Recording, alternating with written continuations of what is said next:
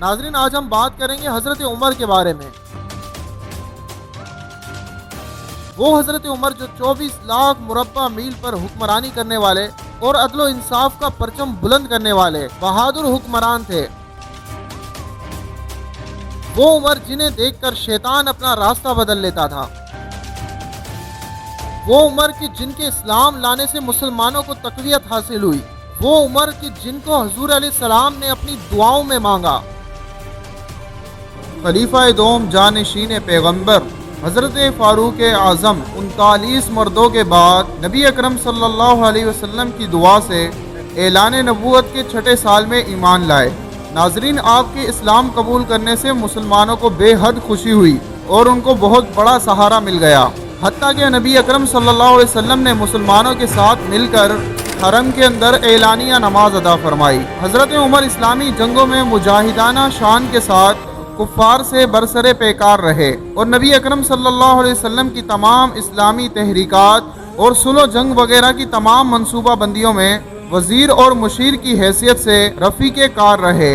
صدیق اکبر رضی اللہ تعالیٰ عنہ نے اپنے بعد آپ کو خلیفہ منتخب فرمایا اور حضرت عمر نے تخت خلافت پر رونق افروز ہو کر جانشین مصطفیٰ کی تمام ذمہ داریوں کو بطریق احسن سر انجام دیا۔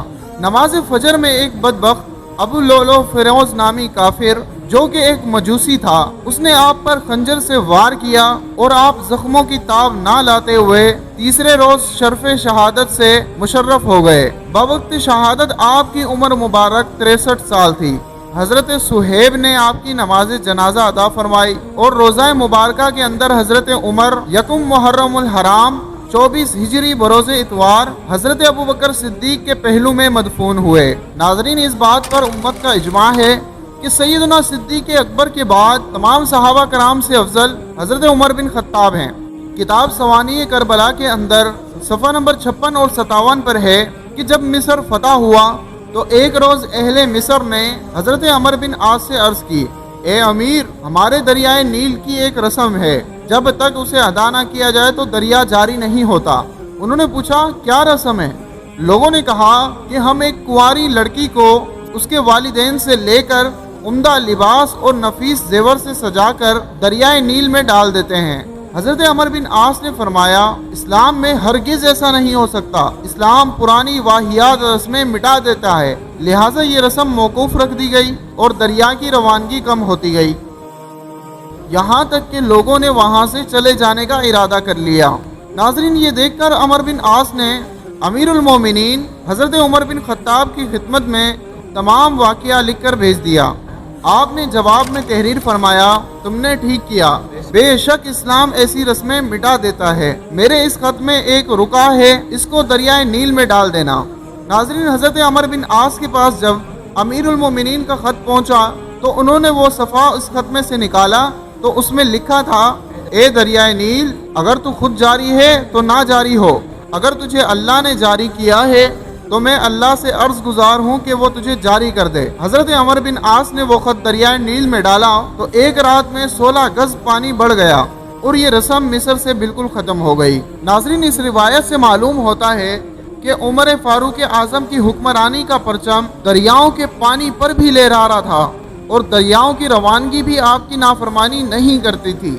ان تمام کی وجوہات یہ تھی کہ حضرت عمر بن خطاب بارگاہ رسالت سے تعلیم اور تربیت یافتہ تھے۔ ناظرین حضرت عمر سے قبر والے بھی گفتگو کیا کرتے تھے، جیسا کہ تاریخ دمشق میں روایت ہے کہ حضرت عمر فاروق اعظم ایک دفعہ ایک پرہیزگار نوجوان کی قبر پر تشریف لے گئے اور فرمایا، اے فلاں، اللہ نے وعدہ فرمایا ہے وَلِمَنْ خَافَ مَقَامَ رَبِّهِ جَنَّتَانِ، اور جو اپنے رب کے حضور کھڑے ہونے سے ڈرے اس کے لیے 2 جنتیں ہیں۔ اے نوجوان، بتا تیرا قبر میں کیا حال ہے؟ ناظرین اس باعمل نوجوان نے قبر کے اندر سے آپ کا نام لے کر پکارا اور بآواز بلند 2 مرتبہ جواب دیا کہ میرے رب نے مجھے یہ دونوں جنتیں عطا فرما دی ہیں۔ سبحان اللہ، کیا شان ہے فاروق اعظم کی کہ آپ نے رب کی عطا سے اہل قبر کے احوال بھی معلوم کر لیے۔ ناظرین امیر المومنین حضرت مولا علی فرماتے ہیں کہ میں نے حضرت عمر بن خطاب کو دیکھا کہ اونٹ پر سوار ہو کر بہت تیزی سے جا رہے ہیں۔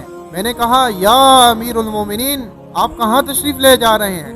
جواب دیا کہ صدقے کا ایک اونٹ بھاگ گیا ہے، اس کی تلاش میں جا رہا ہوں۔ اگر دریائے فرات کے کنارے پر ایک بکری کا بچہ بھی مر گیا تو بروز قیامت عمر سے اس کے بارے میں پوچھا جائے گا۔ اور حضرت عمر فاروق اعظم فرمایا کرتے تھے کہ جہنم کو کثرت سے یاد کرو، کیونکہ اس کی گرمی نہایت ہی سخت اور گہرائی بہت زیادہ ہے، اور اس میں گرز یعنی لوہے کے ہتھوڑے ہیں جن سے مجرموں کو مارا جائے گا۔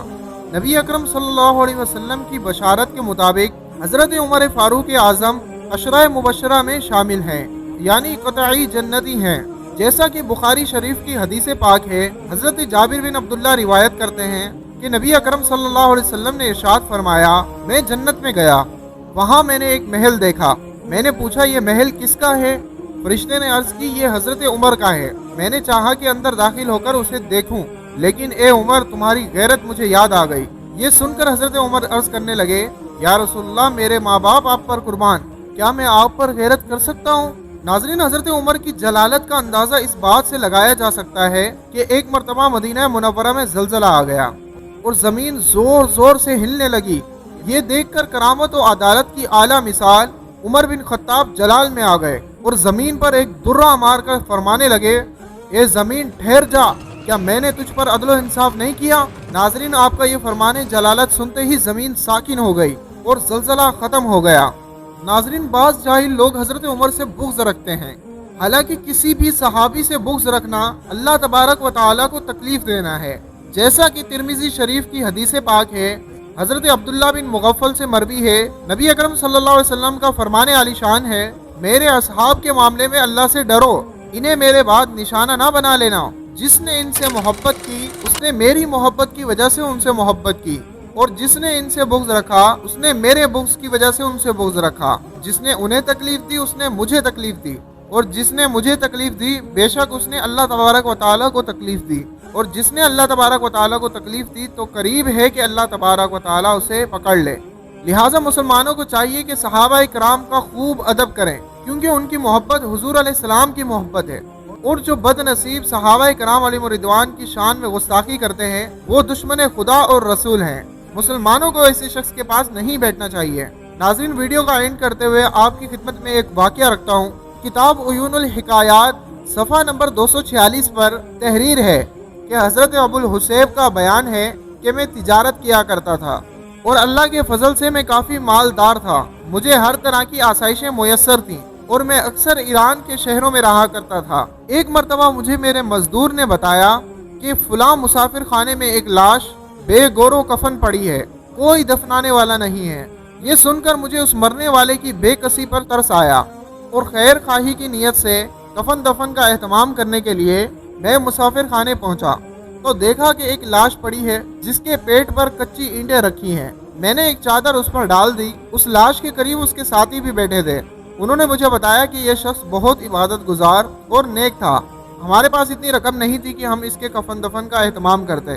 یہ سن کر میں نے اجرت پر ایک شخص کو کفن لینے اور دوسرے کو قبر کھودنے کے لیے بھیجا، اور ہم لوگ مل کر اس کی قبر کے لیے کچی اینٹیں تیار کرنے لگے اور اسے غسل دینے کے لیے پانی گرم کرنے لگے۔ ابھی ہم انہی کاموں میں مشغول تھے کہ اچانک وہ مردہ اٹھ بیٹھا، اینٹیں اس کے پیٹ سے گر گئیں، پھر وہ بڑی بھیانک آواز میں چیخنے لگا، ہائے آگ، ہائے ہلاکت۔ اس کے ساتھی یہ خوفناک منظر دیکھ کر وہاں سے بھاگ گئے، لیکن میں ہمت کر کے اس کے قریب گیا اور بازو پکڑ کر اسے ہلایا اور پوچھا کہ تو کون ہے اور تیرا کیا معاملہ ہے؟ وہ کہنے لگا کہ میں کوفے کا ایک رہائشی تھا اور مجھے بدقسمتی سے ایسے لوگوں کی صحبت ملی جو حضرت صدیق اکبر اور فاروق اعظم کو گالیاں دیا کرتے تھے۔ ان کی بری صحبت کی وجہ سے میں بھی معاذ اللہ ان کے ساتھ مل کر شیخین کریمین کو گالیاں دیتا اور ان سے نفرت کرتا تھا۔ یہ سن کر میں نے توبہ اور استغفار کی اور اسے کہا، اے بدبخت، پھر تو واقعی سزا کا مستحق ہے، لیکن یہ تو بتا کہ تو مرنے کے بعد زندہ کیسے ہوا؟ تو وہ کہنے لگا کہ میرے نیک اعمال نے مجھے کوئی فائدہ نہ دیا، صحابہ کرام کی گستاخی کی وجہ سے مجھے مرنے کے بعد گھسیٹ کر جہنم کی طرف لے جایا گیا اور وہاں مجھے میرا ٹھکانہ دکھایا گیا اور کہا گیا کہ اب تجھے دوبارہ زندہ کیا جائے گا تاکہ تو اپنے بدعقیدہ ساتھیوں کو اپنے دردناک انجام کی خبر دے اور انہیں بتائے کہ اللہ کے نیک بندوں سے دشمنی رکھنے والا آخرت میں کس قدر دردناک عذاب کا مستحق ہے۔ بس یہ خبر دینے کے لیے مجھے دوبارہ زندہ کیا گیا ہے تاکہ میری اس عبرتناک حالت سے गुस्ताखाने सहाबा इबरत हासिल करें और अपनी गुस्ताखियों से बाज आ जाएं, वरना जो इन हजरात की शान में गुस्ताखी करेगा उसका अंजाम भी मेरी तरह होगा। इतना कहने के बाद वो शख्स दोबारा मर गया। इतनी देर में कब्र खोदी जा चुकी थी और कफन का इंतजाम भी हो चुका था, लेकिन मैंने कहा मैं ऐसे बदबख्त का कफन दफन बिल्कुल नहीं करूंगा जो शेखैन करीमैन का गुस्ताख हो। ये कहकर मैं वहां से वापस चल दिया। बाद में मुझे किसी ने खबर दी कि उसके बदअकीदा साथियों ने ही उसको गुस्ल दिया और नमाज जनाजा पढ़ी। उनके अलावा किसी ने भी जनाजे में शिरकत ना की। इस वाक़े से तमाम गुस्ताखाने सहाबा इबरत हासिल करें। अल्लाह हमें गुस्ताखों और बेअदबों से महफूज रखे। नाज़रीन, उम्मीद करता हूँ आपको ये वीडियो पसंद आई होगी, और अगर आपको ये वीडियो पसंद आई हो तो इसे लाइक और शेयर करना ना भूलिएगा, और अभी तक हमारे चैनल को सब्सक्राइब नहीं किया तो इसे लाजमी सब्सक्राइब कर दीजिएगा। अल्लाह हाफिज़।